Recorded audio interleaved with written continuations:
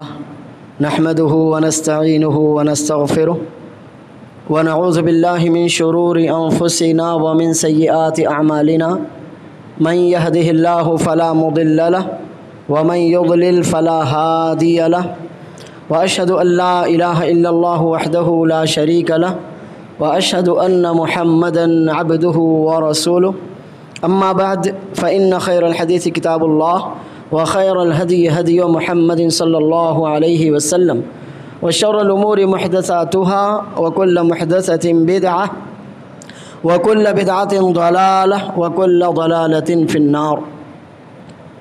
محترم و مکرم علماء کرام، قابل قدر بزرگوں، میرے پیارے نوجوانوں، معصوم بچوں اور قابل احترام پردہ نشین ماؤں، بہنوں اور بیٹیوں، پہلے آپ کی یہ غلط فہمی دور کر دوں کہ جیسے کہ ہمارے محترم ناظم جلسہ نے یہ کہا کہ وہ مشہور و معروف خطیب اور مبلغ ہیں، اللہ تعالیٰ مجھے معاف بھی کرے اور ہدایت بھی دے۔ نہ میں مشہور و معروف ہوں اور نہ ہی ایسی کوئی بات ہے کہ جسے لے کر میری آپ کے سامنے تعریف کی جائے۔ اللہ عز و جل نے جو اس کا ستر پردہ ہمارے گناہوں پر ڈالا ہوا ہے، واقعی آپ سمجھیں کہ اس سے بڑی اور کوئی نعمت ہمارے پاس نہیں۔ ہمارے گناہ، ہماری کوتاہیاں، ہماری برائیاں ایسی ہیں کہ اگر اللہ عز و جل کا رحمت کا، مغفرت کا پردہ نہ ہو تو ہم شاید ایک دوسرے سے نظریں بھی نہ ملا سکیں۔ تو میں پہلے اپنے لیے اور پھر آپ سب کے لیے اللہ عز و جل سے معافی مانگتا ہوں۔ جو بھی گناہ ہم سے جانے انجانے میں ہوئے ہیں، اللہ تعالیٰ اپنی رحمت سے، اپنے فضل سے ان گناہوں کو معاف فرمائے۔ اور پھر اپنے ناظم جلسہ محترم کرم ہمارے عزیز دوست سے یہ بھی کہنا چاہتا ہوں کہ اگر آپ کبھی یہ سمجھیں کہ میں مشہور و معروف ہوں تو اس غلط فہمی کو اپنے دماغ میں نہ آنے دیں۔ اللہ تعالیٰ ہم کو اور آپ کو ہدایت دیں، آمین۔ حاضرین کرام، عنوان بہت چھوٹا سا اور بہت بڑا ہے۔ موجودہ حالات میں بچوں کی تربیت کیسے کی جائے؟ سوال تو یہ ہے کہ تربیت کی ہی کیوں جائے؟ کیسے تو بعد میں، کیوں کریں ہم بچوں کی تربیت؟ کیا ضرورت ہے؟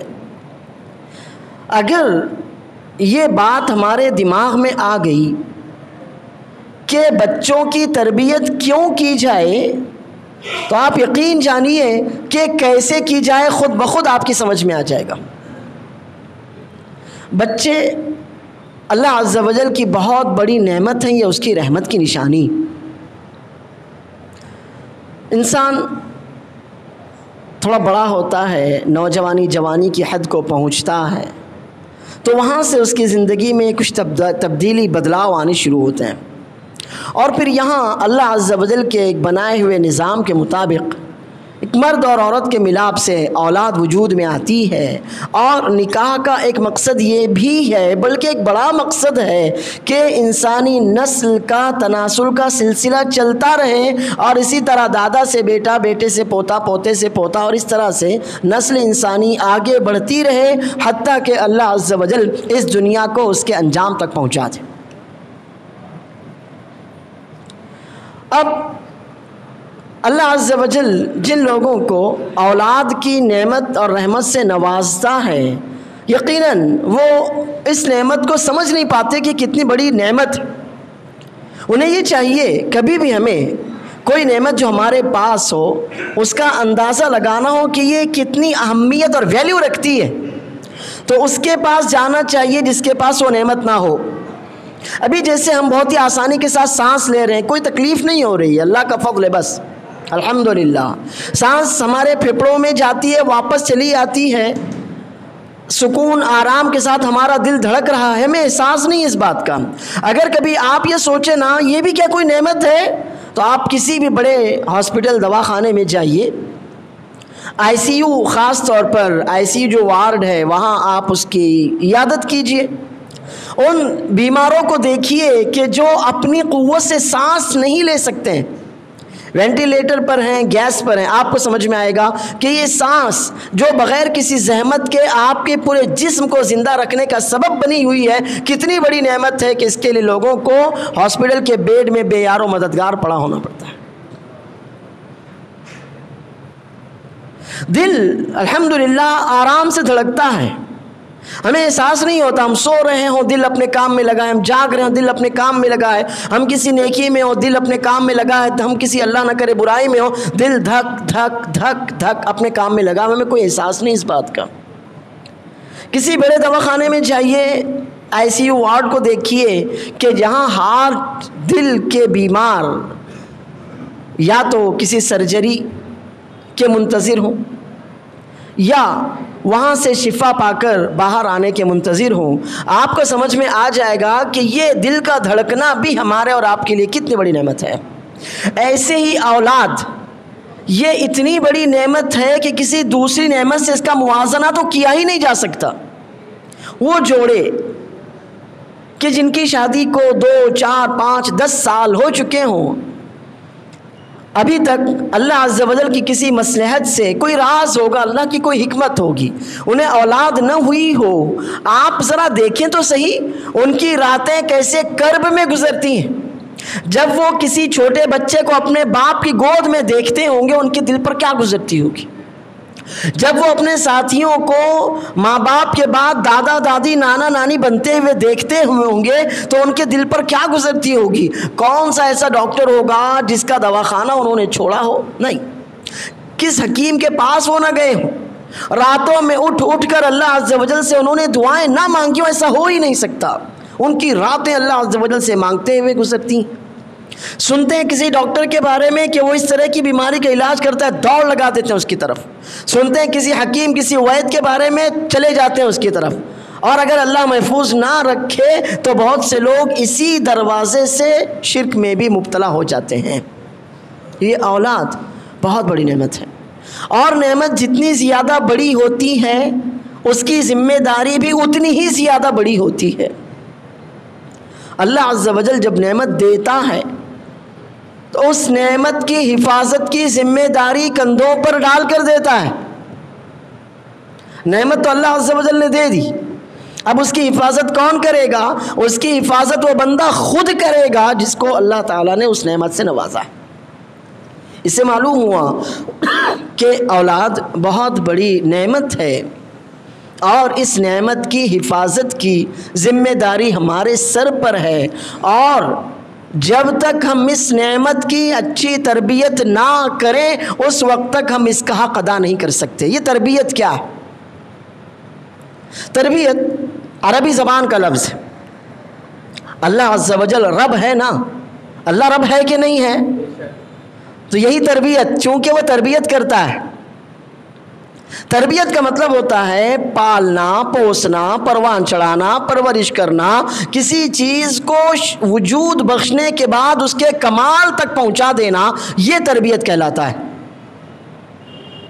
اسی لیے آپ نے کبھی اپنے والدین کے لیے دعا مانگی ہوگی، نہ مانگی ہو تو ہمیشہ مانگا کیجئے۔ اپنے سجدوں میں اپنے والدین کے لیے دعا کیجئے، اپنے سلام پھیرنے سے پہلے تشہد میں اپنے والدین کے لیے دعا کیجئے، رب ارحمہما کما ربیانی صغیرہ، چھوٹی سی دعا ہمیشہ پڑھا کیجئے۔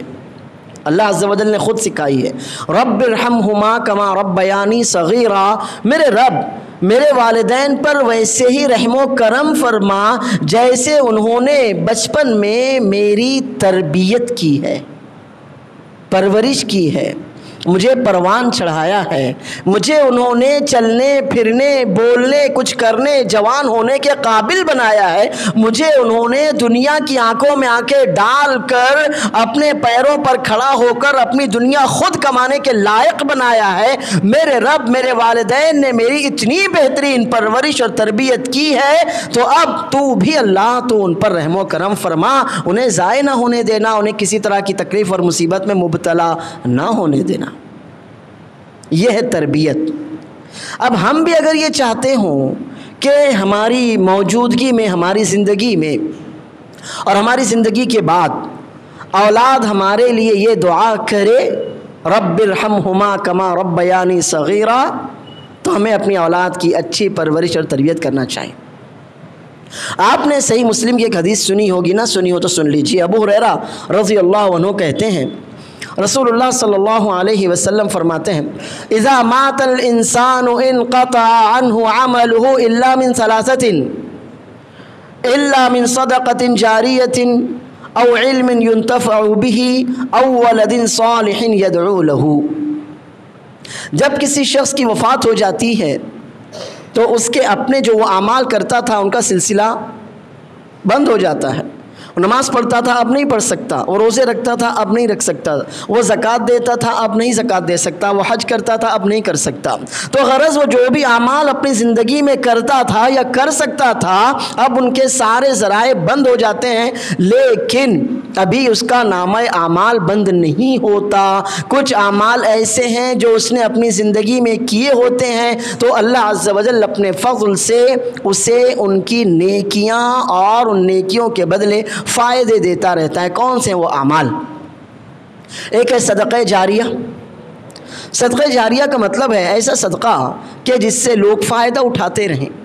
مثلا اب اس مسجد جس میں ہم بیٹھے ہیں یہ ہمارے باپ دادا یا ان کے باپ دادا نے بنائی ہوگی، ہم نے تو نہیں بنائی، ہم کو بنی بنائی مل گئی، ہم آرام سے ماشاءاللہ آتے ہیں نماز پڑھتے ہیں، یا ہو سکتا ہے آپ نے بنائی ہو، لیکن ایک بات جنرل بات جو میں بول رہا ہوں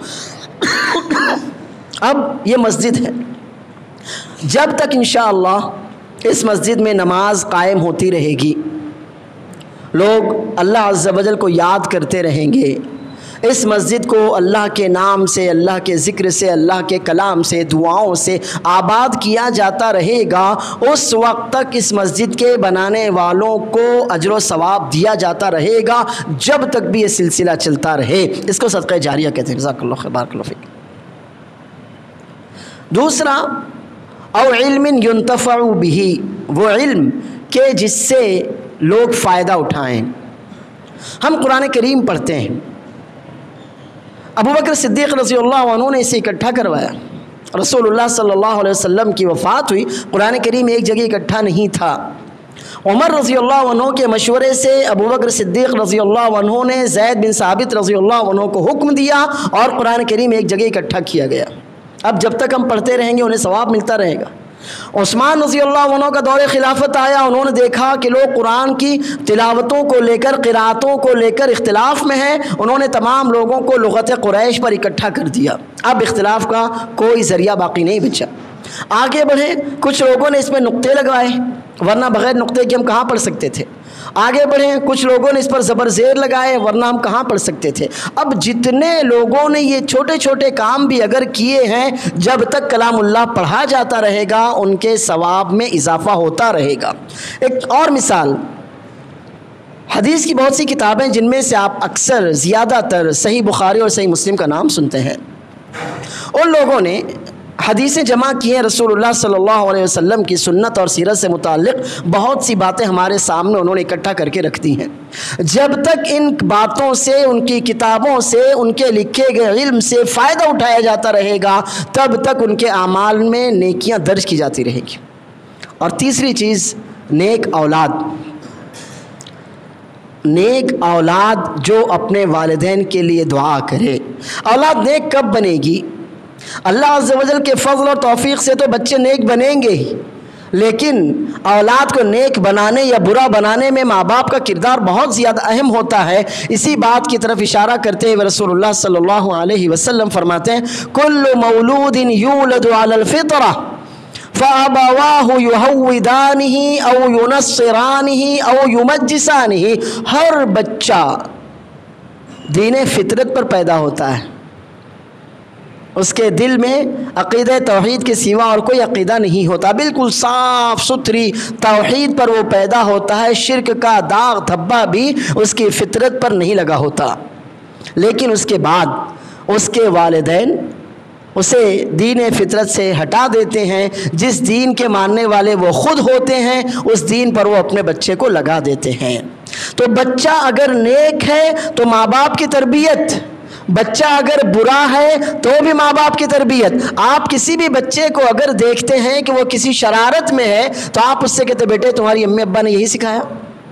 ماں باپ غلط نہیں سکھاتے، ماں باپ نہیں سکھاتے کہ بیٹا تم یہ غلطی کرنا، یہ برائی کرنا، یہ گناہ کرنا، لیکن ماں باپ کی کسی کوتاہی کی وجہ سے بچہ اس غلطی میں مبتلا ہوتا ہے۔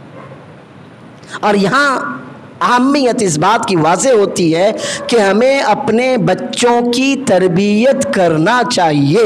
اگر بچوں کو ویسے ہی چھوڑ دیا جائے، جیسے کہ آپ کوئی پودا لگائیں،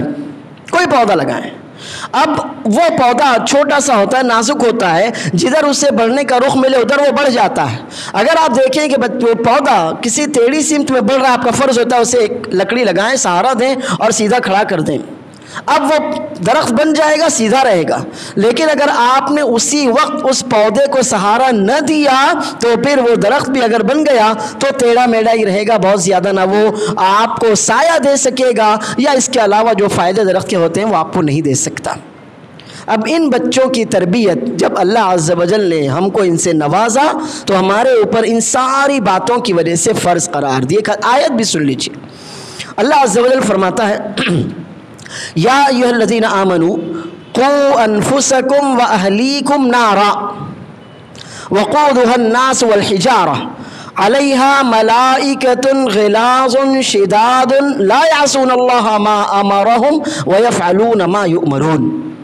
اے ایمان والو، اپنے آپ کو اور اپنے گھر والوں کو، اپنے گھر والے بیوی بچے، اپنے آپ کو اور اپنے اہل و عیال، اپنے گھر والوں کو جہنم کی آگ سے بچاؤ۔ یعنی یہ تمہارا کام ہے، تمہیں بچانا پڑے گا ان کو، تمہیں انہیں سیدھا راستہ بتانا پڑے گا، تمہیں ان کے سامنے حق اور باطل کو واضح کرنا پڑے گا، تمہیں انہیں ہاتھ پکڑ کر حق کی طرف، خیر کی طرف لانا پڑے گا، تمہیں ان کا ہاتھ پکڑ کر برائیوں سے پیچھے کھینچ کر لے جانا پڑے گا، تمہیں انہیں جنت کے راستے پر چلانے کے لیے محنت کرنی پڑے گی۔ اگر وہ کسی برے راستے کی طرف جا رہے ہوں یا تمہیں اندیشہ ہو تو ان کے لیے اس دروازے، اس راستے کو بند کرنا پڑے گا، اگر آگے بڑھ رہے ہوں تو انہیں کھینچ کر پیچھے لانا پڑے گا۔ یہ تمہارا فرض ہے، اپنے آپ کو اور اپنے گھر والوں کو جہنم کی آگ سے بچاؤ کہ جس کا ایندھن انسان اور پتھر ہے۔ اللہ کے رسول صلی اللہ علیہ وسلم کی حدیث بھی سن لیجئے۔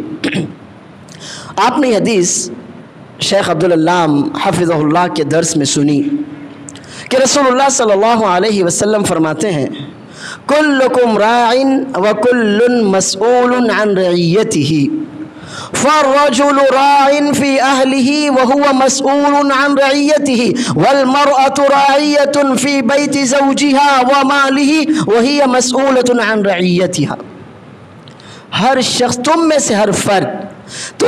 سے ہر فرد کے سر پر اللہ نے ذمہ داری ڈالی ہے اور ہر ایک سے اس کی ذمہ داری کے بارے میں سوال کیا جائے گا، پوچھا جائے گا۔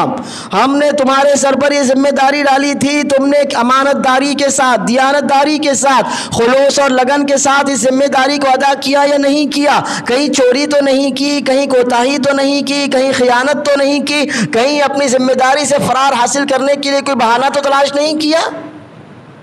آدمی اپنے گھر کا، گھر والوں کا ذمہ دار ہے اور اس سے اس کے گھر اور گھر والوں کے بارے میں سوال کیا جائے گا، پوچھا جائے گا۔ بیوی تھی، تم نے اس کا کتنا حق ادا کیا؟ تم نے اس کو برائی سے روکنے اور اس کی پرورش، اس کی تربیت میں کوئی کوتاہی تو نہیں چھوڑی؟ بچے دیے تھے ہم نے تم کو، تم نے کہاں تک اس ذمہ داری کو سمجھا؟ بچوں کو اپنے لیے دنیا اور آخرت میں صدقہ جاریہ بنانے کی کوشش کی، اور کہاں تک تمہارے بچے بے راہ روی کے شکار ہوئے؟ جواب دو۔ کوئی عورت ہے، اللہ عز و جل نے اس کو بھی ذمہ داری دی، شادی شدہ ہے، شوہر کی ذمہ داری ہے کہ شوہر کا تمہارے اوپر حق ہے، کتنا حق ادا کیا تم نے؟ تم کو ہم نے بچے دیے تھے، ماں جیسی عظیم نعمت سے ہم نے تم کو ماں بنایا تھا، تم کو اس نعمت سے نوازا تھا۔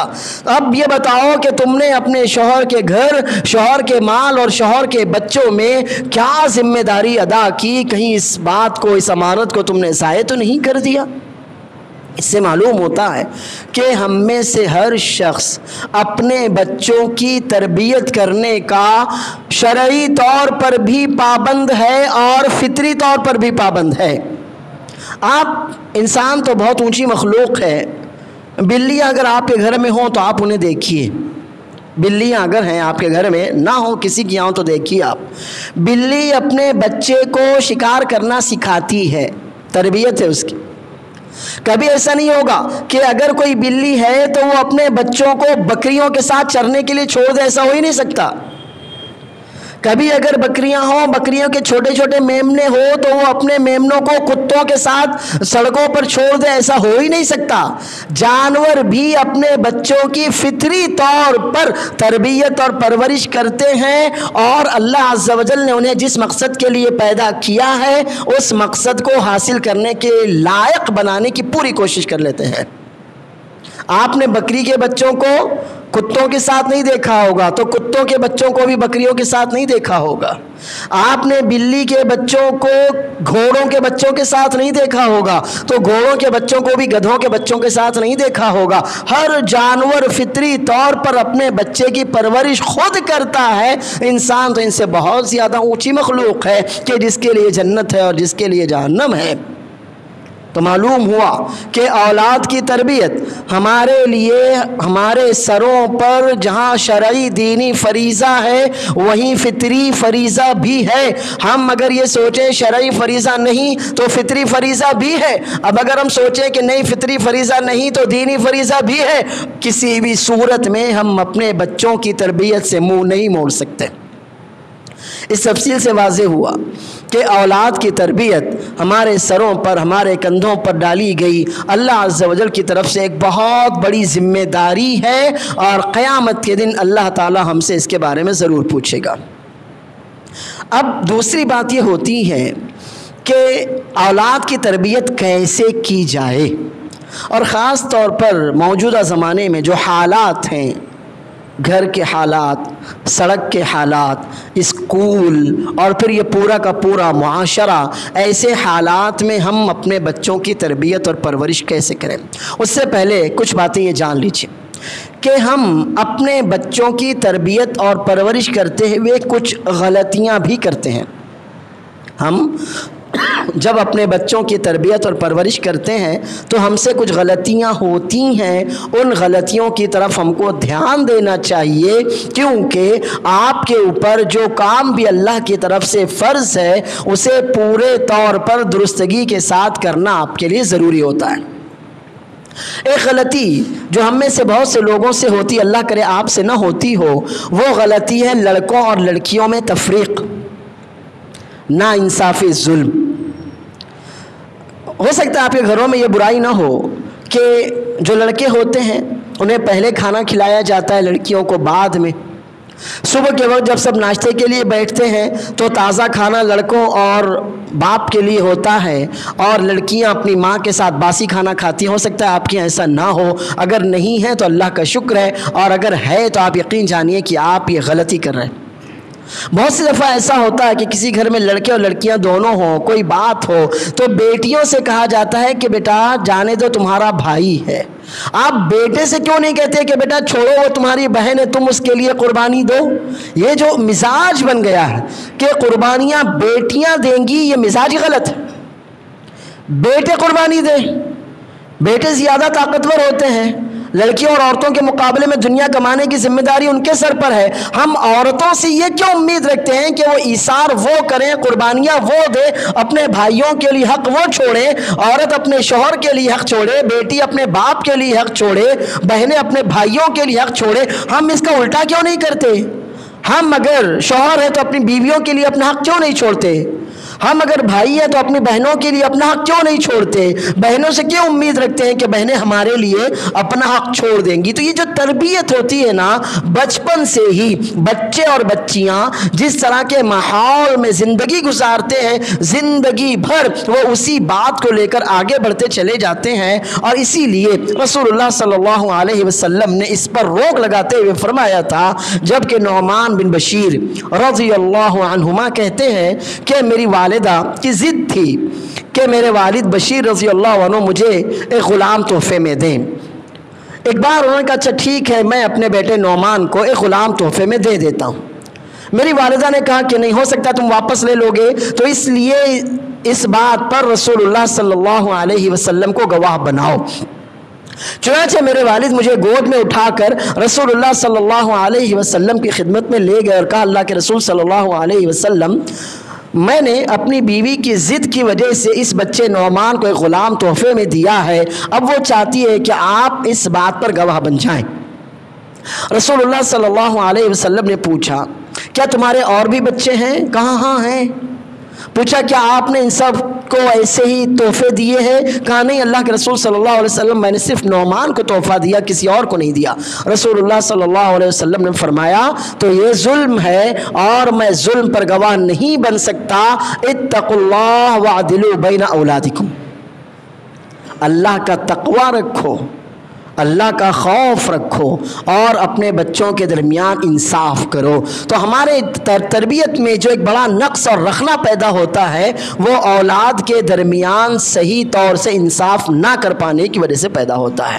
جب بچے کو اسکول میں ڈالنے کی باری آتی ہے تو ہم اچھے سے اچھا اسکول تلاش کرتے ہیں کہ کہاں زیادہ بہترین پڑھائی ہوتی ہے، کہاں آگے جانے کے چانسز بہت زیادہ ہیں، اور جب بچی کی تعلیم کی بات ہوتی ہے تو قریب کا کوئی چھوٹا سا کوئی بھی جس کو آپ سمجھتے ہو یہ قریب ہے آ جائے گی بچی، کیا کرنا ہے 10ویں 12ویں تک پڑھانا ہے، بٹھا دینا ہے شادی کی، نہیں نہیں نہیں نہیں۔ یہاں سے اب جو بچے اور بچی کا ذہن خراب ہوتا ہے، نا انصافی کے ساتھ دونوں پرورش پروان پڑتے ہیں۔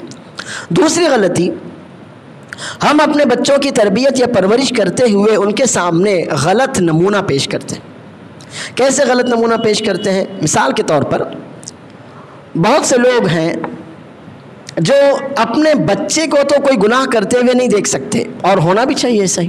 ہر شخص کے دل میں اتنی غیرت تو ہونا ہی چاہیے کہ ان کا بچہ یا بچی کوئی گناہ نہ کرے، کسی برائی بے حیائی کے قریب نہ جائیں، لیکن اسی وقت وہ خود گناہ کر رہے ہوتے ہیں۔ مثال، کتنے ایسے لوگ ہیں جو پان یا بیڑی یا گٹکا یا تمباکو یا سگریٹ ایسی کسی بری چیز کے عادی ہوں گے۔ چلیے پان کو جانے دیجئے، لیکن جو تمباکو ہے، بیڑی ہے، سگریٹ ہے، گٹکا ہے، یہ تو حرام ہے، ان کے حرام ہونے میں کوئی دوسری رائے ہے ہی نہیں، سیدھے سیدھے حرام، سیدھے سیدھے حرام۔ اگر کسی شخص کو میری اس بات سے اتفاق نہ ہو تو آپ کے یہاں جو بھی کینسر ہاسپٹل ہوگا آپ وہاں جائیے اور ان کینسر پیشنٹس کے آپ تاثرات پوچھ لیجئے، ان کو دیکھ لیجئے، آپ خود کہیں گے کہ واقعی سے حرام ہی ہونا چاہیے۔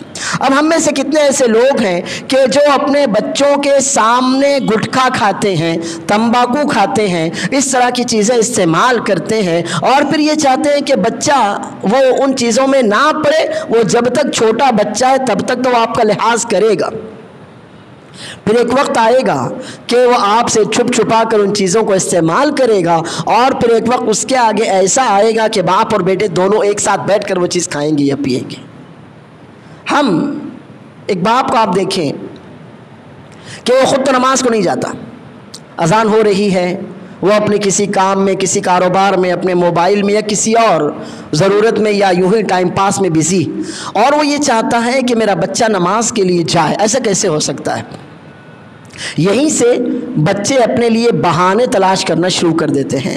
جب تک اس کے اوپر آپ کا دباؤ ہے وہ جائے گا، لیکن اس کے بعد ایک وقت ایسا آئے گا کہ وہ آپ سے کہے گا کہ ٹھیک ہے ابا میں مسجد میں جا رہا ہوں، وہ کہیں اور نکل جائے گا۔ کہے گا ابا میں اسکول جا رہا ہوں، وہ کہیں اور نکل جائے گا۔ وہ کہے گا ابا میں مکتب میں جا رہا ہوں، وہ کسی اور جگہ نکل جائے گا۔ یہ دوسری بہت بڑی غلطی ہے کہ ہم چاہتے ہیں ہم اپنے بچوں کی اچھی تربیت کریں، لیکن ان کے سامنے غلط نمونہ پیش کرتے ہیں۔ اور یہ جان لیجئے کہ ہمارے بچے ہمارے قول سے کم اور ہمارے عمل سے زیادہ سیکھتے ہیں۔ ہمارے بچے ہمارے قول سے، ہماری زبان سے کم سیکھتے ہیں۔ زبان کا جو اثر ہوتا ہے وہ صرف دباؤ کی حد تک ہوتا ہے کہ ابو نے کہا ہے، امی نے کہا ہے، لیکن جو آپ کا عمل ہوتا ہے آپ کے بچے ویسا ہی سیکھتے ہیں۔ عبداللہ بن عباس رضی اللہ عنہما رسول اللہ صلی اللہ علیہ وسلم کے چچازاد بھائی بھی تھے، اور ایک رشتے سے نبی صلی اللہ علیہ وسلم کے بیوی میمونہ رضی اللہ عنہا کے بھانجے بھی تھے۔ کہتے ہیں ایک بار میں نے سوچا، چھوٹے بچے تھے، ابھی نابالغ تھے، کہتے ہیں ایک بار میں نے سوچا کہ رسول اللہ صلی اللہ علیہ وسلم کی رات کی عبادتیں میں دیکھوں آپ کیسی عبادت کرتے ہیں، میں خود اپنی آنکھوں سے دیکھنا چاہتا تھا۔ چنانچہ جس دن رسول اللہ صلی اللہ علیہ وسلم کی باری میری خالہ میمونہ رضی اللہ عنہا کے یہاں تھی، میں بھی گیا۔ رسول اللہ صلی اللہ علیہ وسلم کچھ دیر اپنی اہلیہ سے بات کرتے رہے، اس کے بعد آپ سو گئے۔ میں تو خاص آپ کی عبادت دیکھنے کے لیے تھا، اس لیے نیند کہاں؟ میں انتظار کرتا رہا۔ رسول صلی اللہ علیہ وسلم رات کو جاگے، آپ نے مسواک شروع کی، میں بھی فوراً اٹھا اور آپ کی قضاء حاجت کے لیے پانی رکھ دیا۔ آپ قضاء حاجت سے آئے، میں نے آپ کے وضو کے لیے پانی رکھ دیا۔ رسول اللہ صلی اللہ علیہ وسلم نے دعا دی، اللہم فقہہ فی الدین وعلمہ التأویل، اللہ تو اسے دین کا فقیہ عالم بنا اور اسے قرآن کریم کی تفسیر کے علم سے نوازنا۔ پھر رسول اللہ صلی اللہ علیہ وسلم تہجد کے لیے کھڑے ہوئے تو میں بھی جا کر رسول اللہ صلی اللہ علیہ وسلم کی بائیں طرف کھڑا ہو گیا۔ رسول اللہ صلی اللہ علیہ وسلم نے میرا کان پکڑا اور مجھے اپنے پیچھے سے گھماتے ہوئے اپنی دائیں طرف کھڑا کر دیا۔ دیکھیے، تہجد رسول اللہ صلی اللہ علیہ وسلم کی عادت مبارکہ تھی، اس بچے کو معلوم تھا، لیکن اس تہجد پر پابندی یا تہجد کیسے پڑھی جائے، کب انہوں نے اسے شروع کیا؟ جب خود رسول اللہ صلی اللہ علیہ وسلم کے ساتھ انہوں نے عمل کر کے دیکھ لیا۔ تو ہمارے بچے ہمارے قول سے کم سیکھتے ہیں۔ جیسے کہ آپ اپنے بچے سے کہ بیٹا چلو اذان والی نماز کے لیے جاؤ، بچہ انسنی کر دے گا، لیکن اگر آپ خود وضو کریں اور مسجد کے لیے آ جائیں، بچہ آپ کے پیچھے دوڑتا ہوا آئے گا۔ آپ اپنے بچے سے کہیں بیٹا پیر جمعرات کو روزے رکھا کرو، وہ کبھی نہیں رکھے گا، لیکن جیسے پیر کا دن آئے بچے کو پتہ چلے ابا روزے سے ہو، کہے گا ابا نہیں میں بھی روزے سے ہوں، گرچہ میں نے سحری نہ کی ہو۔ آپ اپنے بچوں کے سامنے اگر غلط نمونہ پیش کریں گے تو کبھی بھی آپ اپنے بچے کی اچھی تربیت نہیں کر سکتے۔ یہ دو اہم باتیں یاد رکھیے، ایک تو بچوں کے درمیان تفریق، نا انصافی والی تفریق ہرگز مت کیجیے، اس سے آپ کی پرورش ناکام ہو جائے گی، اور دوسرے اپنے بچوں کے سامنے اچھا سچا پاکیزہ نمونہ پیش کیجئے، غلط نمونہ پیش مت کیجئے، ورنہ آپ اپنے بچے کی تربیت اور پرورش میں ناکام ہو جائیں گے۔ اب آئیے جو اصل ہماری بات ہے اور وہ یہ ہے کہ موجودہ حالات میں ہم اپنے بچوں کی تربیت کیسے کریں۔ تربیت کرنے کے جو اصول آج سے ہزاروں سال پہلے تھے وہی اصول آج بھی ہیں، ان میں کوئی تبدیلی نہیں آئی، لیکن ان کو اپلائی کیسے کیا جائے ان میں تھوڑی بہت تبدیلی آ سکتی ہے۔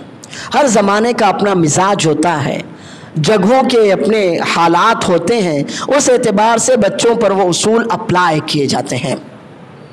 سب سے پہلا پوائنٹ یہ ہے کہ ہم اپنے بچوں کی تربیت قرآن اور سنت کے اصولوں پر کریں۔ جیسے آپ نے شیخ عبدالعلام حفظہ اللہ کی تقریر میں سنا کہ ہم اپنے بچوں کو اللہ کی محبت سکھائیں۔ جب تک ہم اللہ عز و جل سے محبت نہیں کریں گے، ہم تو اللہ عز و جل کی توحید کا بھی حق ادا نہیں کر سکتے۔ اللہ تعالیٰ فرماتا ہے وَمِنَ النَّاسِ مَن يَتَّخِذُ مِن دُونِ اللَّهِ أَندَادًا يُحِبُّونَهُمْ كَحُبِّ اللَّهِ وَالَّذِينَ آمَنُوا أَشَدُّ حُبًّا لِلَّهِ۔ بہت سے لوگ تو ایسے ہیں جو اللہ کے علاوہ دوسروں کو اللہ کا ہمسر بنا بیٹھتے ہیں اور ان سے ایسے محبت کرنے لگتے ہیں جیسی محبت اللہ سے کرنی چاہیے۔ ان کے مقابلے میں ایمان والے اللہ عز و جل سے سب سے زیادہ محبت کرتے ہیں۔ اللہ سے محبت یہ اللہ کی توحید کا تقاضا ہے، اور جب تک ہم اللہ عز و جل سے محبت نہیں کریں گے تب تک ہم حقیقی معنی میں اللہ عز و جل کی عبادت بھی نہیں کر سکیں گے۔ ہم سب سے پہلا کام یہ کریں کہ ہم اپنے بچے کو یہ بتائیں کہ بیٹا اللہ عز و جل تو وہ ہستی ہے جس سے محبت کی جاتی ہے، لیکن ہوتا یہ ہے کہ ہم اپنے بچے کو صرف ایک بات پر اس کی پرورش کرتے ہیں اور وہ اللہ کا ڈر۔ اللہ کا ڈر تو ہونا چاہیے، لیکن اللہ کی محبت بھی تو ہونا چاہیے۔ اگر آپ صرف اللہ عز و جل سے ڈرتے ہیں تو پھر اللہ کی محبت کا حق کون ادا کرے گا؟ ایمان والے اللہ سے محبت بھی کرتے ہیں۔ ہم اللہ عز و جل کی عبادت کرتے ہیں تو محبت کے ساتھ اور اللہ سے ڈرتے ہیں، اللہ عز و جل کی رغبت رکھتے ہوئے، اللہ عز و جل کے عذاب سے ڈرتے ہوئے ہم اپنے بچے کو اللہ عز و جل کی محبت پر پروان چڑھائیں۔ اسے یہ بتائیں کہ سب سے زیادہ قابل احترام کوئی ہے، اللہ عز و جل ہے۔ سب سے زیادہ محبت کرنے کے لائق حقدار کوئی ہے، اکیلا اللہ عز و جل ہے۔ آپ اپنے بچے کو یہ بتائیں کہ بیٹا آج تم جو چلتے ہو، پھرتے ہو، دیکھتے ہو، یہ نعمتیں تم کو اللہ تعالیٰ نے دی ہیں۔ بیٹا آج تم اسلام کی نعمت میں ہو، اللہ تعالیٰ نے تم کو اس کے آگے جھکنے، گرنے، سجدہ کرنے سے بچایا، یہ تم پر اللہ عز و جل کا انعام ہے۔ آپ اپنے بچے کی تربیت اللہ کی نعمتوں پر کریں گے تو آپ کا بچہ اللہ عز و جل سے خود بخود محبت کرنے لگ جائے گا، اور جب وہ اللہ سے محبت کرے گا تو اللہ تعالیٰ کی نافرمانی اور اسے ناراض کرنے والا کام نہیں کرے گا۔ جب اولاد اپنے ماں باپ سے محبت کرتی ہے، ایک وقت آتا ہے کہ ہم جوان ہو چکے ہوتے ہیں، ہمارے ماں باپ بوڑھے ہو چکے ہوتے ہیں، اس وقت ہمارے ماں باپ کا ہمیں کوئی ڈر نہیں رہتا کہ ماں باپ ہم کو سزا دیں گے، ماریں گے، ڈانٹیں گے، پھٹکاریں گے، ایسا کچھ نہیں ہوتا۔ کون سی چیز ہے جو ہمیں والدین کی خدمت کا پابند بنائے رکھتی ہے؟ ماں باپ کی محبت۔ اگر ماں باپ کی محبت جوان اولاد کے دل سے نکال دی جائے تو پھر دنیا کی کوئی طاقت انہیں ماں باپ کی خدمت کا پابند نہیں کر سکتی۔ اب یہ جو محبت ہے، اگر بچے کے دل میں اللہ کے لیے آ جائے کہ اللہ میرا رب سب سے زیادہ محبت کا حقدار ہے، بس اس لیے کہ سب نعمتیں اس کی، ساری رحمتیں اس کی، مجھے دنیا اور آخرت میں اسی کے سامنے حاضر ہونا اور اس کی نعمتوں کا حساب دینا ہے۔ اب بچہ جب اللہ عز و جل سے محبت کرے گا تو انشاءاللہ وہ کبھی بھی اللہ تعالیٰ کی نافرمانی نہیں کر سکتا۔ سب سے پہلا پوائنٹ یہی ہے کہ ہم اپنے بچوں کے دلوں میں اللہ تعالیٰ کی محبت ڈالیں، اور اسی کے ساتھ دوسری بات رسول اللہ صلی اللہ علیہ وسلم کی محبت بھی ڈالے۔ رسول اللہ صلی اللہ علیہ وسلم کی حدیث تو آپ نے سنی ہوگی، لا یؤمن احدکم حتی اکون احب الیہ من والدہ وولدہ والناس اجمعین، تم میں سے کوئی شخص اس وقت تک مکمل مومن نہیں ہو سکتا جب تک رسول اللہ صلی اللہ علیہ وسلم اس کے نزدیک، اس کے والدین، اس کی اولاد اور تمام لوگوں سے، کل کائنات سے زیادہ محبوب نہ ہو جائیں۔ ہم اپنے بچوں کی تربیت اللہ کی محبت اور اللہ کے رسول صلی اللہ علیہ وسلم کی محبت پر کریں۔ جب ان کے دلوں میں اللہ کی محبت آئے گی تو خود بخود اللہ کی اطاعت کا جذبہ آ جائے گا۔ جب بچوں کے دلوں میں رسول اللہ صلی اللہ علیہ وسلم کی محبت آئے گی، خود بخود رسول اللہ صلی اللہ علیہ وسلم کی سنت کی محبت اور سنت کی اتباع کا جذبہ ان کے دلوں میں ضرور آ جائے گا۔ مثال کے طور پر ابھی 3 دن پہلے ہمارے مہاراشٹر میں ایک شخص نے رسول اللہ صلی اللہ علیہ وسلم کی شان میں گستاخی کی۔ کوئی ایک بھی مسلمان ایسا ہے جو مطمئن ہو، کہے جانے تو کوئی بات نہیں ہے، چھوٹے موٹے واقعات بڑے دیش میں ہوتے رہتے ہیں، ایسا نہیں ہے نا، ایسا نہیں ہے۔ ہر مسلمان مرد ہو یا عورت، اس کے دل میں اس بات کو لے کر غم اور غصہ ضرور ہے۔ ٹھیک ہے وہ اپنے غم اور اپنے غصے کا اظہار نہیں کر پا رہا ہوگا، وہ ایک الگ بات، لیکن وہ یہ تو کہتا ہوگا نا اللہ تعالیٰ اسے سزا ضرور دے، ایسے لوگوں کو چھوڑا نہیں جانا چاہیے، اللہ تعالیٰ ایسے لوگوں پر عذاب نازل کرے۔ اس کے دل میں غم ہوگا، غصہ ہوگا، اس شخص کو لے کر شدید نفرت ہوگی۔ کیوں؟ صرف اس لیے کہ ہم رسول اللہ صلی اللہ علیہ وسلم سے محبت کرتے ہیں۔ اگر رسول اللہ صلی اللہ علیہ وسلم کی محبت ہمارے سینے سے، اللہ نہ کرے کسی کے سینے سے نکال دی جائے تو پھر وہ کیا اللہ کی، اللہ کے رسول صلی اللہ علیہ وسلم کی اطاعت کر سکے گا؟ جی نہیں۔ تو سب سے پہلا بنیادی کام جو مجھے اور آپ کو اپنے بچوں کی تربیت میں جس پوائنٹ پر کام کرنا ہے وہ اللہ اور اس کے رسول صلی اللہ علیہ وسلم کی محبت اپنے بچوں کے دل میں بٹھا دینا ہے کہ بچے کی جان نکل جائے لیکن اللہ اور اس کے رسول صلی اللہ علیہ وسلم کی محبت اس کے دل میں کم نہ ہونے پائے۔ دوسرا پوائنٹ ہے، ہم اپنے بچوں کو جب وہ پروان چڑھ رہے ہوں تو ایسا ماحول دیں کہ جس ماحول میں ان کے بھٹکنے کے، بہکنے کے چانسز کم سے کم ہوں۔ ایسا ماحول دیں کہ جس ماحول میں رہتے ہوئے ہمارے بچوں کے بھٹکنے کے، بہکنے کے چانسز کم سے کم ہو، ہرگز نہ ہو، ایسا آج شاید اتنا پاسبل نہ ہو، اسی لیے کہہ رہا ہوں کم سے کم ہو۔ اب کیسے ہوگا یہ؟ آپ کے گھر میں اگر ٹی وی ہے، ہٹا دیجئے، کیا ضرورت ہے ٹی وی کی؟ آپ کے گھر میں اگر ٹی وی ہے تو آپ مجھے ایک بتائیے کہ اس ٹی وی کی آپ کو کیا ضرورت ہے؟ آپ کہیں گے خبریں دیکھتا ہوں، خبریں دیکھنے کے لیے اخبار کافی ہے۔ کون سی بہت سچی خبریں ان میں آ رہی ہیں کہ آپ ان کے پابند ہیں اور ان خبروں کے بغیر آپ کی زندگی نہیں گزرنے والی۔ آپ کہیں گے میں میچ دیکھتا ہوں، میں کہوں گا اس سے زیادہ بری بات تو کوئی ہو ہی نہیں سکتی کہ آپ اپنا وقت اس میچ کو دیکھنے میں برباد کرتے ہیں۔ ہر چوکے کے بعد، ہر چھکے کے بعد، ہر اوور کے بعد جو خرافات کا طوفان شروع ہوتا ہے وہ کہاں آپ لے کر جائیں گے؟ اللہ عز و جل کو کیا جواب دیں گے؟ ایک چیز۔ دوسری چیز، اگر آپ اپنے گھر میں ایسے رسالے لے کر آتے ہو، کتاب میگزین، ایسی کتابیں رسالے میگزین لے کر آتے ہو کہ جن میں ایسی کہانیاں، ناول، افسانے ہوتے ہوں کہ جن کے ذریعے بچوں کے دل پر، دماغ پر، کچے ذہن پر اثر پڑتا ہو، فوراً بند کر دیجئے۔ مثال کے طور پر کچھ رسالوں کے نام میں آپ کے سامنے رکھتا ہوں، یقیناً آپ نے ان کے بارے میں سنا ہوگا اور خواتین اچھی طرح جانتی ہوں گی۔ آپ نے نام سنا ہوگا اردو کے رسالے پاکیزہ آنچل، نام سنا ہے؟ مشرقی آنچل، نام سنا ہے؟ خاتون مشرق، نام سنا ہے؟ یہ جتنے بھی ہیں سب عورتوں کو دماغ میں رکھ کر مرتب کیے گئے ڈائجسٹ ہوتے ہیں، جن میں خاص طور پر عورتوں کے تعلق سے کہانیاں لکھی جاتی ہیں۔ لیکن جان لیجیے یہ زہر ہے، زہر۔ آپ خود کبھی بالکل نیوٹرل مائنڈ ہو کر، ایک دم صاف ستھرے دماغ کے ساتھ کوئی ایک رسالہ لیں اور اس میں لکھی ہوئی کہانی پڑھیں، آپ کو عشق و عاشقی، ناجائز تعلقات، ناجائز محبتیں اور اس طرح کی چوریوں کے جو دروازے ان رسالوں میں ملیں گے نا، اور کہیں نہیں ملیں گے۔ نہ وہ پاکیزہ آنچل ہے، نہ وہ مشرقی آنچل ہے، نہ وہ خاتون مشرق ہے، بلکہ ان کے علاوہ کچھ اور ہی۔ ایسی بہت سی کتابیں اردو میں، ہندی میں، انگلش میں، مراٹھی میں شائع ہوتی ہیں۔ آپ دیکھیے اگر اس طرح کی کوئی بھی بات ان میں ہوتی ہے تو فوری طور پر اپنے گھروں کے دروازے ایسے رسالے اور ڈائجسٹ کے لیے بند کر دیجیے۔ تیسری چیز، آپ پہلے تو اپنے فرینڈ سرکل پر نظر ڈالیے۔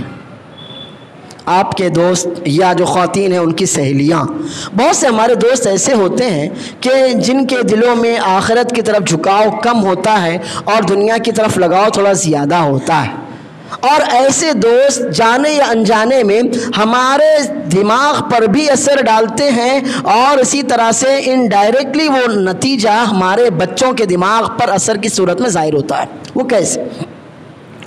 آپ نے کبھی اپنے دوستوں کو دعوت دی، کئی طرح کے آپ کے دوست آئے، جن میں کچھ دوست تو وہ ہیں جو نماز کے پابند ہیں۔ اب کھانے کا وقت ہو گیا، اذان ہو رہی ہے، تو آپ کے دوست کہیں گے کہ نہیں پہلے ہم نماز پڑھ لیتے ہیں، جماعت چھوٹ جائے گی، کھانا اس کے بعد کھا لیں گے۔ لیکن وہ دوست جو نمازوں کے پابند نہیں ہیں، جن کو محفلیں جمانے کا چسکا ہے، وہ کہیں گے ارے پہلے کھانا کھا لیتے نا، بعد میں کہیں بھی جماعت مل جائے گی۔ ایسے دوستوں کو اپنی فہرست سے باہر کیجیے آپ، کیونکہ کیا ہوا، آپ کے بچوں نے دیکھا کہ ابا جان نے گھر میں اپنے دوستوں کو بلایا تھا، کھانے کے ساتھ نماز کا وقت ہوا، کچھ دوستوں کے بولنے پر ابا جان نے پہلے کھانے کو ترجیح دی، نماز کے لیے بعد میں گئے نہیں گئے، جماعت چھوٹی، جو بھی ہوا، اب انڈائریکٹلی آپ کے بچے نے اس اثر کو قبول کرنا شروع کر دیا، اور اس نے یہ سمجھ لیا کہ بہت سی دفعہ کسی بہانے کی وجہ سے نماز کو مؤخر کیا جا سکتا ہے یا ٹالا جا سکتا ہے۔ تو آپ سب سے پہلے اپنے فرینڈ سرکل پر نظر ڈالیے، اور جو میری بہنیں میری بات سن رہی ہیں وہ بھی اپنی سہیلیوں کی ایک فہرست بنائیں کہ ہاں میرے یہ دوست دیندار ہیں، ان کے دلوں میں دین کا جذبہ ہے، اور ہاں میری یہ سہیلیاں تھوڑی سی دنیا کی طرف راغب ہیں، نماز اور روزے سے کٹی ہوئی ہیں۔ ایسے جتنے بھی لوگ ہیں آپ ان کو اپنی فرینڈ لسٹ سے انفرینڈ کر دیجیے۔ میں فیس بک کی بات نہیں کر رہا ہوں، عملی زندگی کی بات کر رہا ہوں۔ فیس بک ایک خیال، وہم، آپ کے 50,000 دوست ہوں گے لیکن آپ کے مرنے کے وقت ان میں سے ایک بھی کام نہیں آئے گا، وہ سارے بیکار کے فرینڈ ہیں، ان کو تو چھوڑیے آپ۔ اب آپ کیا کیجئے، اپنے دوستوں پر نظر ڈالیے، اور اس کے بعد اگلی کڑی اپنے بچوں اور بچیوں کے دوستوں پر نظر ڈالیے کہ کچھ لڑکے اچھے ہیں، میرے بچے کے دوست بننے کے قابل ہیں، یہ بچیاں یہ کام خواتین کریں گی، یہ بچیاں اچھی ہیں، میری بچی کی دوستی انشاءاللہ ان کے لیے مفید ہی ہوگی، نقصان دہ نہیں ہوگی۔ ایسے بچوں کو ان کے ماحول کو دیکھ کر آپ اپنے بچوں کے دوست بنائیے، اور یا تو پھر ان کی فرینڈ لسٹ سے ان کو خارج کیجئے۔ یہ تیسرا پوائنٹ ہے، بہت زیادہ اہم ہے۔ اللہ کے رسول صلی اللہ علیہ وسلم فرماتے ہیں المرء علی دین خلیلہ فلینظر احدکم من یخالل، آدمی اپنے دوست کے ہی جیسے اخلاق، اس کی جیسی دینداری، اس کی جیسی حرکتوں اور مزاج والا ہوتا ہے۔ اچھی طرح دیکھ لیں کہ آپ کس سے دوستی کر رہے ہیں۔ تو ایک طرف جہاں آپ اپنے دوستوں پر نظر ڈالیں، وہیں اپنے بچوں کے دوستوں پر نظر ڈالیں۔ اور تیسرا کام جو آپ کو، بلکہ چوتھا کام جو آپ کو کرنا ہے وہ یہ ہے کہ آپ اپنے سونے اور جاگنے کا جو آپ کا معمول ہوگا، عادت ہوگی، آپ اس پر نظر ڈالیے۔ کہیں ایسا تو نہیں ہے کہ آپ کا صبح کو جاگنا فجر کے بعد ہوتا ہے، کہیں ایسا تو نہیں ہے کہ رات میں آپ آدھی رات تک فیس بک، واٹس ایپ، انسٹاگرام پر لگے رہتے ہوں گے یا فالتو چیزوں میں لگے رہتے ہوں گے، اور آپ کے یہ دونوں کام کام رسول اللہ صلی اللہ علیہ وسلم کی سنت کے مخالف ہو رہے ہوں، تو آپ کے بچے بھی اسی چیز کے عادی ہو جائیں گے۔ وہ آپ کی طرح دیر سے جاگیں گے، بولنے والا کوئی ہے نہیں، باپ ہی دیر سے جاگتا ہے، 10-12 بجے سے اٹھتا ہے۔ وہ آپ کی طرح آدھی رات تک جاگیں گے، ہو سکتا ہے گھر میں وقت برباد کریں یا دوستوں کے ساتھ باہر کہیں جا کر وقت برباد کریں، لیکن ہوگا یہی کہ پھر آپ ان کی بہت اچھی طرح تربیت نہیں کر پائیں گے کہ بیٹا جلدی سو جایا کرو، جلدی اٹھا کرو۔ رسول اللہ صلی اللہ علیہ وسلم کو جلدی سونا پسند تھا، عشاء کے بعد بیکار وقت ضائع کرنے کو آپ غلط سمجھتے تھے، صبح آپ جلدی اٹھ جاتے تھے۔ آپ اپنے بچے کی تربیت کب کریں گے؟ جب آپ خود اس کا عملی نمونہ پیش کریں گے۔ اور 5واں کام اور آخری کام یہ رکھتا ہوں، آپ کے سامنے وقت نہیں ہمارے پاس، اللہ معاف فرمائے۔ ابھی جیسے کہ صدارتی خطاب میں آپ نے سنا، اور اسی طرح ہمارے محترم ناظم جلسہ حفظہ اللہ نے بھی ان باتوں کی طرف توجہ دلائی، وہ ہے کہ ہم اپنے بچوں کو موبائل سے ذرا دور کر دیں۔ ہم جوان ہوئے، کون سا موبائل تھا ہم کو جوان بنانے میں؟ کس موبائل کی وجہ سے ہم آج ترقی کر کے یہاں تک پہنچے؟ آپ میں سے کوئی ایک شخص کھڑا ہو کہے نہیں آج میں جو کلیکٹر ہوں، ڈاکٹر ہوں، اسی موبائل کی بدولت ہوں، یہ موبائل نہ ہوتا تو میں ڈاکٹر نہ بنتا۔ ایسا تو نہیں ہے نا، ایسا نہیں ہے۔ پھر یہ موبائل، آپ کے بچوں کو اس میں انٹرسٹنگ چیز چاہیے، وہ کارٹون ہوں گے، اور آپ جانتے ہیں کہ کارٹون بھی آج کل بہت ہی زیادہ فحش، بے حیائی والے کارٹون بنائے جاتے ہیں۔ یا تو وہ سیریلز ہوں گے، اور سیریلز میں بے حیائی، عشق و عاشقی کے علاوہ کچھ نہیں ہوتا، یا تو اللہ نہ کرے اس کے علاوہ اور بہت سی ایسی خرافات ہوں گی کہ جن کے رہتے ہوئے ہمارے اور آپ کے بچے اچھی طرح پرورش نہیں پا سکتے۔ اور یا تو وہ چوتھے نمبر پر دین کے نام پر داعی بنے ایسے لوگ ہوں گے کہ جن کے یہاں نہ دین ہے نہ دعوت۔ دین کے نام پر داعی بنے ایسے لوگ ہوں گے کہ جن کے یہاں نہ دین ہے نہ دعوت ہے، بلکہ ان کی زندگی کا کل مقصد لوگوں کو صحیح اسلام سے دور کرنا، رسول اللہ صلی اللہ علیہ وسلم کی سنت سے ہٹانا، صحابہ کرام رضی اللہ عنہ مجمعین کے منہج سے ان کو دور کرنا، بلکہ بہت سی دفعہ انسانوں کی فطرت کو الٹ دینا ہے۔ اور بہت سے ایسے فتنوں کے بارے میں آپ نے سنا ہوگا۔ ان سارے فتنوں کا مرکز یہی موبائل ہے۔ آپ ہٹا لیجئے بچے کے پاس سے، نہ وہ کسی غامدی کو دیکھے گا سنے گا، نہ وہ کسی پلمبر کو دیکھے گا سنے گا، اور اس طرح کے جتنے بھی فتنے اور فتنہ پرور ہیں، ایسے لوگوں کو آپ کے بچوں تک پہنچانے والا یہی ایک چھوٹا سا ذریعہ ہے۔ یہ تو ہوئے دین کے فتنے، اخلاق کے فتنے، اسی کے ذریعے آپ کے بچوں تک آ رہے ہیں۔ ناجائز دوستیاں، آپ کا بچہ آدھی رات کو کس سے بات کرتا ہے، کسی کی لڑکی آدھی رات کو کہاں کس سے وعدے کرتی ہے، یہ اس کے علاوہ تو کوئی ذریعہ نہیں۔ تو آپ پہلی فرصت میں اپنے بچوں کے یا تو موبائل روک لیجئے، یا ان کے موبائل میں آپ اپنی طرف سے ایسا کوئی سافٹ ویئر ڈال دیجئے کہ ان کی ساری حرکتوں کی پوری اطلاع آپ کو ہو رہی ہو، اور انہیں تنہائی میں اللہ سے ڈرنے والا بنائیے کہ بیٹا آپ کو کوئی نہیں دیکھ رہا، اللہ دیکھ رہا ہوتا ہے، بیٹے آپ کو کوئی نہیں سنتا، اللہ سن رہا ہوتا ہے، بیٹے آپ کی حرکت کے بارے میں کوئی نہیں جانتا، اللہ جان رہا ہوتا ہے۔ تو جب یہ ایمان ان کے دلوں میں، دماغ میں مضبوط ہو جائے گا، انشاءاللہ دنیا کی کوئی طاقت آپ کے بچے سے محفل یا تنہائی میں گناہ نہیں کروا پائے گی۔ اور سب سے آخری بات یہ ہے کہ ہمیں ہر جگہ اپنے بچوں کے لیے مدارس کے ساتھ مکتب کا نظام مضبوط کرنا پڑے گا۔ ہم نہیں کہتے کہ اپنے سب بچوں کو حافظ عالم بنا دیجئے، مت بنائیے، آپ جس کو اللہ توفیق دے وہ بنائے، لیکن 1000 بچے اور سب کے سب حافظ ہوں، ایسا ہو نہیں سکتا۔ کچھ بچے حافظ بنے تو کچھ ڈاکٹر بنے، کچھ ڈاکٹر بنے کچھ انجینئر بنے، کچھ انجینئر بنے کچھ IAS بنے، کچھ IAS بنے کچھ IPS بنے۔ ساری فیلڈز ہیں، ہر فیلڈ میں ہمارے بچوں کو جانا ہی چاہیے۔ تو ہم یہ نہیں کہتے کہ آپ اپنے سارے بچوں کو اٹھائیے مدرسوں میں ڈال دیجئے، جی نہیں، لیکن اپنے بچوں کو آپ مکتب میں تو ڈالیے۔ ہر مسجد کے ساتھ ایک مکتب کو قائم تو کیجئے کہ جہاں پر ہم اپنے بچوں کو قرآن کریم سکھائیں، اللہ کے کلام سے ان کو جوڑیں، اس میں جو برکت وہ برکت کہیں اور نہیں ہے۔ ہم اپنے بچوں کو رسول اللہ صلی اللہ علیہ وسلم کی سنت سکھائیں، یہی مکتب میں سکھائیں۔ ہم اپنے بچوں کو آگے بڑھنے کے اور دنیا کے کا مقابلہ کرنے کے، دنیا کے فتنوں کے سامنے کھڑا ہو جانے اور ان کو ختم کرنے کے قابل بنائیں، اسی مکتب میں بنائیں۔ اس مکتب کی تعلیم جتنی زیادہ مضبوط ہوگی، انشاءاللہ آپ کا بچہ اتنا ہی زیادہ مضبوط مومن ہوگا۔ تو ضروری ہے کہ جہاں ہماری مسجد ہو وہاں ہمارا مکتب ہو، اور اسی طرح بچوں کو علماء کے دروس میں لے کر آئیے، نمازوں سے جوڑیے، علماء کے دروس سے جوڑیے۔ اللہ نے چاہا تو میری یہ باتیں جو مختصر سے وقت میں کہی گئی ہیں، امید ہے کہ ان سے اللہ تعالیٰ مجھ کو اور آپ کو فائدہ پہنچائے گا۔ اللہ تعالیٰ مجھے اور آپ کو قرآن اور سنت کو سمجھنے اور اس کو سمجھ کر عمل کرنے کی توفیق عطا فرمائے، آمین۔ وآخر دعوانا الحمدللہ رب العالمین، والسلام علیکم ورحمۃ اللہ وبرکاتہ۔